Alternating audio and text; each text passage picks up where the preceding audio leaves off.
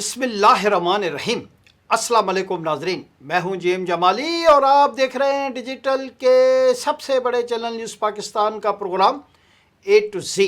नाजरीन, दिलचस्प खबर है कि अमेरिकी सदर डोनाल्ड ट्रंप ने कहा है कि ईरान के अगले सुप्रीम लीडर के इंतखाब के अमल में मुझे भी शामिल किया जाना चाहिए। ट्रंप का कहना है कि वो ऐसे रहनुमा को कबूल नहीं करेंगे जो साबिक ईरानी सुप्रीम लीडर आयतुल्लाह खामनई की पॉलिसियों को जारी रखे।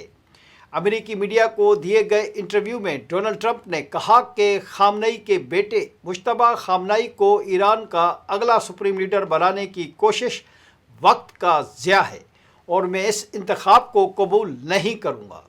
सदर डोनाल्ड ट्रंप ने ईरान की सूरत हाल का मुआवजा वेनेज़ुएला से करते हुए कहा कि जिस तरह डेलेंसी रोड्रिगस की क़यादत में वहाँ हुकूमत बरकरार रखी है, इसी तरह ईरान में भी ऐसी क़यादत चाहते हैं जो अमेरिका के साथ ताउन करे।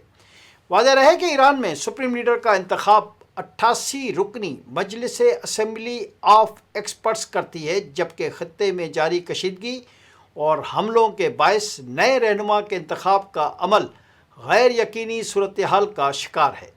नाज़रीन, दूसरी जानिब ईरान पर होने वाले अमरीकी व इसराइली मुश्तरका हमले में रहबर आला आयतुल्लाह खामनई की शहादत के बाद नए रहबर आला के इंतखाब का मामला इन दिनों ज़ेर गौर है। एक जानिब पासबान इनकलाब के हिमायत याफ्ता शहीद आयतुल्लाह खामनई के साहिबजादे मुश्तबा हुसैन खामनई का नाम सामने आया है, ताहम उनके इंतखाब पर मजलिस खबरगान रहबरी को तहफ़्फ़ुज़ात हैं, क्योंकि ये मौरूसी जानशीनी को नापसंद करती है। ऐसे में साबिक सदर हसन रूहानी का नाम दोबारा ज़हर बहस है। 2013 से 2021 तक ईरान के सदर रहने वाले हसन रूहानी एक मजहबी रहनुमा और कानून में डॉक्टरेट की डिग्री रखने वाले सियासतदान हैं। उन्होंने तवील अरसे तक पार्लियामेंट के रुकन की हैसियत से खिदमत अंजाम दी, कौमी सलामती के निज़ाम का हिस्सा रहे और जौहरी मुज़ाकरात में मरकज़ी किरदार भी रहे। 2013 में वो एक मुतदल और अमली सियासतदान के तौर पर उभरे, जिन्होंने सफारतकारी के ज़रिए इक़्तिसादी रिलीफ देने का वादा किया था। हसन रूहानी 1948 में ईरान के सूबे समनान के शहर सरखा में पैदा हुए।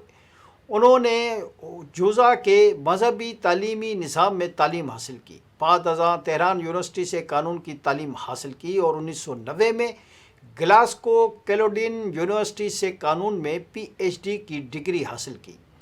ईरानी इनकलाब के बाद उन्होंने अपनी सियासी ज़िंदगी बतौर रुकन पार्लियामेंट शुरू की। 1980 से 2000 तक के दरमियान वो मुसलसल 5 मरतबा मजलिस ईरान के रुकन मुंतखब हुए, जिससे इन्हें अमली सियासत का वसी तजुर्बा और अशराफिया के अंदर मजबूत रवाबित हासिल हुए। इसी पस मंज़र की वजह से इन्हें अक्सर इत्तफ़ाक़ राय पैदा करने वाले रहनुमा के तौर पर देखा जाता है, जो निज़ाम के अंदर रहकर काम करते हैं, ना कि उसके ख़िलाफ़। ईरान की बाद अज़ इनकलाब सियासत में मुख्तलिफ़ नज़रियाती रुझानात सामने आए, जिनमें इस्लामी बाएँ बाजू, इस्लामी लिबरल अज़म और साबिक सदर अकबर हाशमी रफसंजानी के दौर में मुआशी इस्लाहात शामिल थीं। उसके बाद मोहम्मद ख़ातमी के दौर में ईरान और सिविल सोसाइटी के तस्वुरात उभरे, जबकि महमूद अहमद निज़ाद के दौर में अवामी और समाजी इंसाफ पर मुबनी बयानिया गायब रहा। इसी माहौल में हसन रूहानी ने एतदाल पसंदी का नारा पेश किया। इसी नज़रिए के तहत उन्होंने रियासत के 2 बुनियादी सुतूनों यानी जमहूरी हुक्मरानी और अमली सियासत और दूसरा इस्लामी मजहबी इक़्तिदार और इनकलाबी शनाख्त के दरमियान तवाज़ुन कायम करने की बात की। 2003 से 2005 के दरमियान हसन रूहानी ने ईरान की जानिब से जौहरी मुज़ाकरात में क़यादत की, जहां उन्होंने बरतानिया, फ़्रांस और जर्मनी पर मुश्तमिल यूरोपीय ग्रुप के साथ बातचीत की। मगरबी सफारतकारों में इन्हें एक अमली सियासतदान के तौर पर देखा गया, जबकि ईरान के सख्त गीर हलकों ने इन्हें ज़्यादा रियायतें देने का इल्ज़ाम दिया। जून 2013 में हसन रूहानी ने सदारती इंतखाबात में 50% से ज़ायद वोट हासिल करके पहली ही मरहले में कामयाबी हासिल की। उनकी सबसे बड़ी सफारती कामयाबी 2015 का जौहरी मुआहिदा मुश्तरका जामे प्लान ऑफ एक्शन था। جو ایران اور عالمی طاقتوں امریکہ، چین، روس، فرانس، برطانیہ اور یورپی یونین کے درمیان طے پایا۔ اس معاہدے کے تحت ایران کے جوہری پروگرام پر پابندیاں عائد کی گئیں، جبکہ بدلے میں ایران پر عائد کئی اقتصادی پابندیاں اٹھا لی گئیں۔ مئی 2017 میں حسن روحانی دوبارہ صدر منتخب ہوئے اور اس وقت انہوں نے تقریباً 57% ووٹ حاصل کیے۔ اس وقت بہت سے ایرانیوں نے اسے عالمی تنہائی میں کمی اور اقتصادی بہتری کی امید کے طور پر دیکھا، لیکن 2018 میں امریکی صدر ڈونلڈ ٹرمپ نے امریکہ کو جوہری معاہدے سے نکال دیا اور ایران پر دوبارہ سخت پابندیاں عائد کر دیں، جس سے حسن روحانی کی اقتصادی توقعات شدید متاثر ہوئیں اور ایران کے اندر سخت گیر حلقوں کو تقویت ملی۔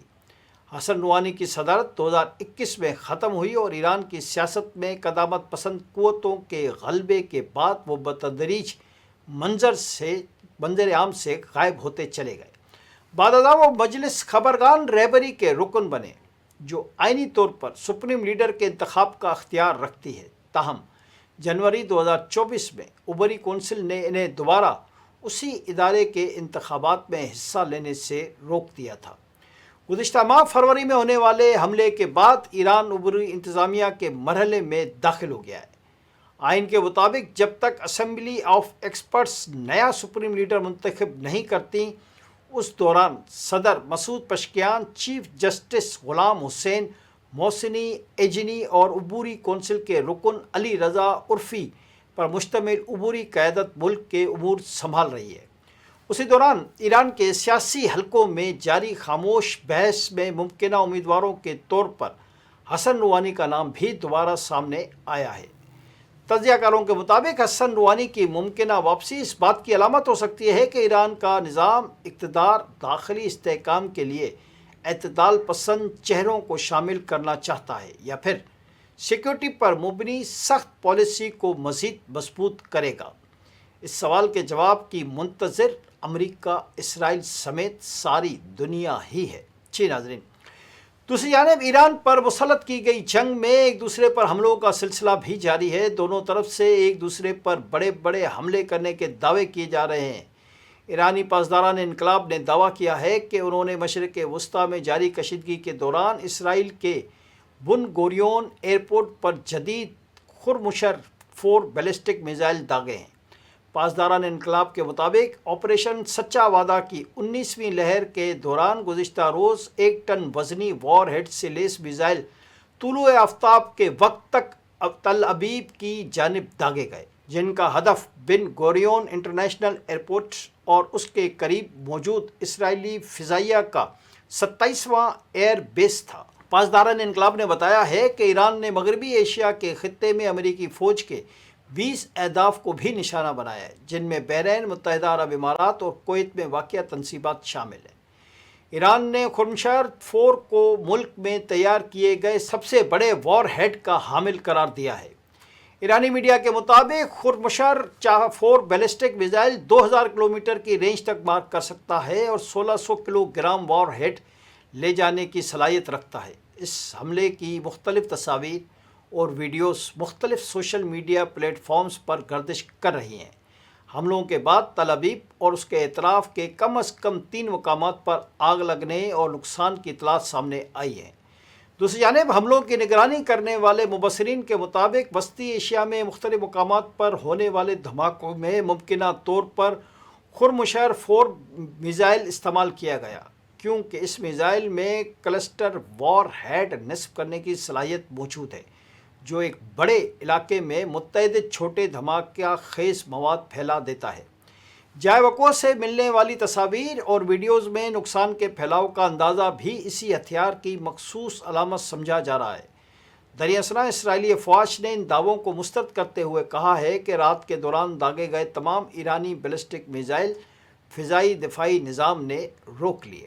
اسرائیلی فوج کے مطابق صبح کے وقت داغا گیا ایک میزائل وسطی اسرائیل کے ایک قصبے کے کھلے علاقے میں گرا، تاہم کسی بڑے جانی نقصان کی اطلاع نہیں ملی۔ آج کے لیے اتنا ہی۔ اگلے پروگرام تک کے لیے اپنے میزبان جیم جمالی کو اجازت دیجیے۔ اللہ حافظ۔